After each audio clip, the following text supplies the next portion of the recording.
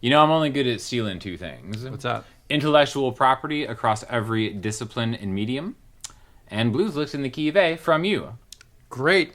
So let's open up this book of incredible blues licks in A. Not even just blues, you can use them for anything. Mm-hmm. What do you got? What do you got for us? Okay, well, we got one lick that's worthwhile learning, and you can do a whole lot with it. Okay. So this lick sounds like this. And it's a wonderful lick. We're going to go over how you play it, why you play it, what you can do with it. So what's super cool about this is you would use it in a bluesy setting where you're playing over top of an A major chord, A dominant 7 chord. Okay. So the notes to play this, you want to kind of think of that first A minor pentatonic shape there. A minor, A major is kind of a hybrid of both. And what you're going to do is you start with the 7th fret of the D string, and then you go up to the 5th fret of the G string, and then hammer onto the 6th fret of the G string. So it starts like this. It's like a ghost note there. You just hammer on real quick. Then you go up to the 5th fret of the B string, 7th fret of the B string. Then you go to the root, or the first note of the chord on the high E string, which is the 5th fret of the high E string. So far it sounds like this. And then when you go down, you go 8th fret of the B string, 5th fret of the B string,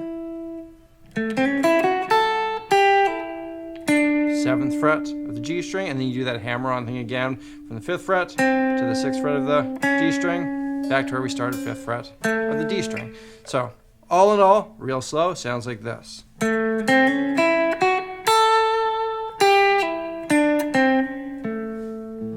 Time, nice and slow. Yeah, give me one of those. There we go.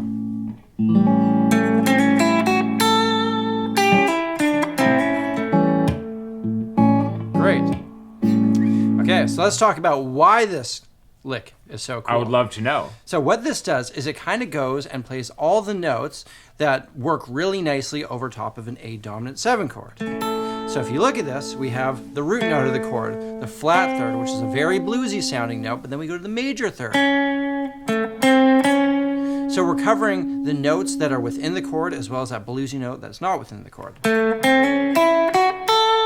then when you go back down, you get other notes that you didn't hit on the way up. So you get the root, flat third, third, 5th, 13th, or the 6th, back to the root. And then when you go down, you get the flat 7, 5th, the 11th or the 4th, flat third, third, root. So basically what you're doing is you're covering all the notes that could work nicely over top of a dominant 7 chord. You get them all. And what's cool about a dominant 7 chord is is it a major class chord? Is it a minor class chord? Well, it's a major chord with a minor 7, so it's like major and minor kind of. So that's why getting that major minor third sounds so just right on. Yeah, it's very bluesy.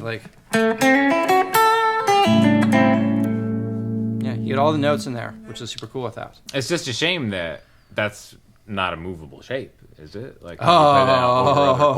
in the blues, you're playing 4 bars of that A. So here's the jam. 1, 2, 3.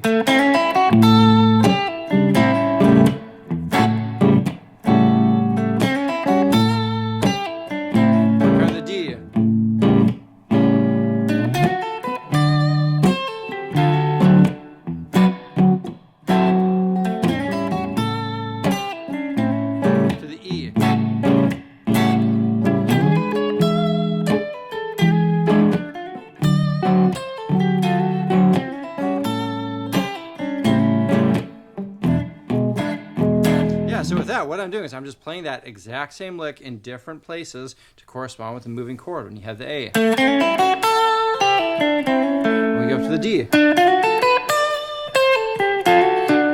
to the A, and we go to the E,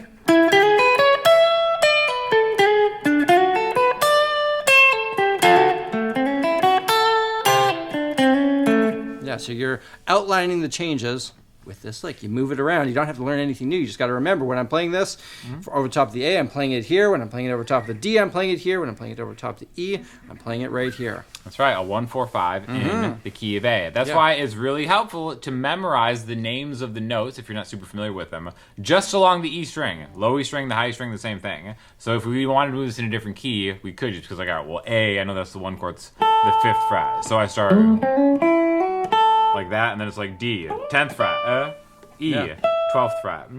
Also, speaking of E, how about Enya Guitars? Enya Guitars. Enya Guitars is actually how we do it. That's the sponsor of today's video. I'm rocking the Inspire. You're rocking the JT collaboration. I love the lead tones on that one, which is why you're the one just rocking the leads out. He's not even plugged in anything, guys. No, it's all just coming through speaker. here. Look at that. And there's different modeling, so you can get like a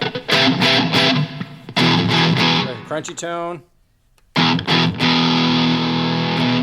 You can go into the app, so we got some, Delay, some yep. delays, we got some effects in there.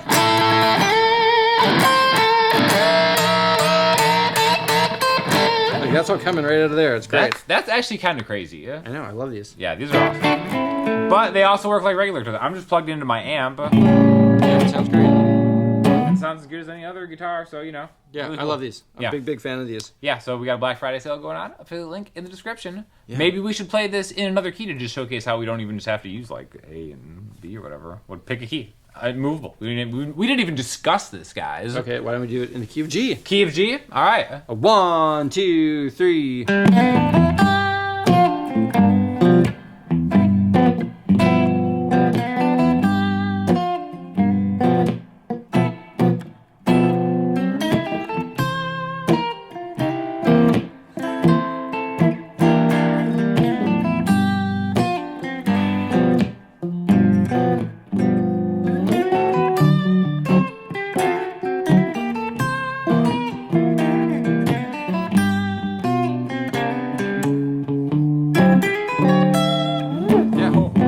Whoops, I played an E at the end there. That's cool. I mean, we can just freeform jam the whole thing. Freeform jam. And it's great. Yeah, and so the next step with something like this, what you can do is once you're feeling good about that, you can start trying to add your own flair to that lick. So you can always tweak it around, add little bits in between when you play them. So you could go like...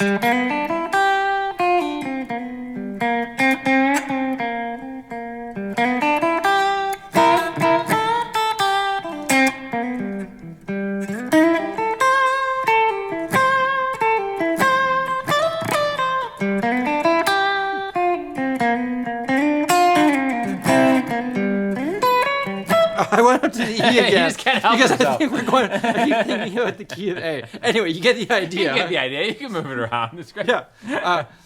But the idea is you can use that kind of as like the framework for your solo and fill in the blanks in between.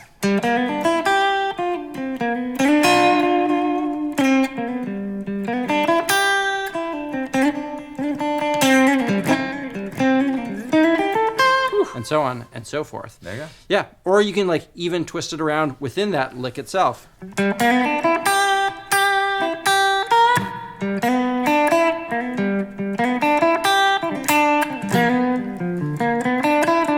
Go to see you.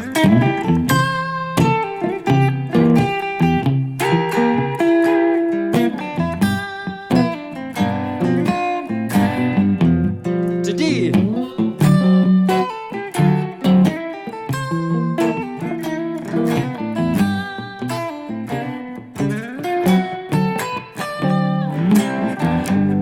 Yeah, and so I'm just using that lick as kind of a launching point, and then I'm using notes in between that, and then that lick is something I can always default back to. I don't have to come up with a new thing every single bar I'm playing. I can just kind of go back to this thing that I know, tweak it around a little bit. It gives the audience something to follow along with as they listen to you, so it's like you have a recurring character in the story that is your musical solo that you can follow through the changes there. You never have to be worried about what to play because as long as you know like a note, just get into that. Yeah. You're good. It's major, it's minor, it's whatever.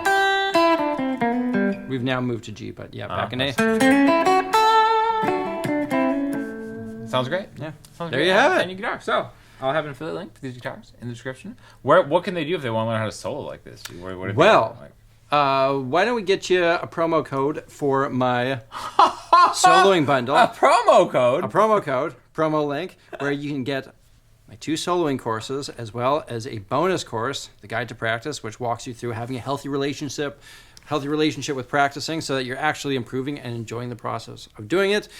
2 courses, The Craft of Soloing. It's all about the musical storytelling. Second course is The Style of Soloing, adding those flourishes, those embellishments, and then The Guide to Practice. It's a 3-course bundle, and it could be all yours for $14 when you use the link. $14. Could Down you below. think of a better Christmas gift to give an aspiring guitar player or friend than an Enya guitar plus a bundle? Or of just get it solo for courses? yourself. Like, come on. Yeah, or for yourself, whatever. You know, it's Yeah. amazing. What a time to be alive, buddy. Mm-hmm. Well, thank you for joining us. Go check out Samurai Guitar's channel. Get yourself an Enya guitar. Let us know if you have any questions, and we'll talk to you soon.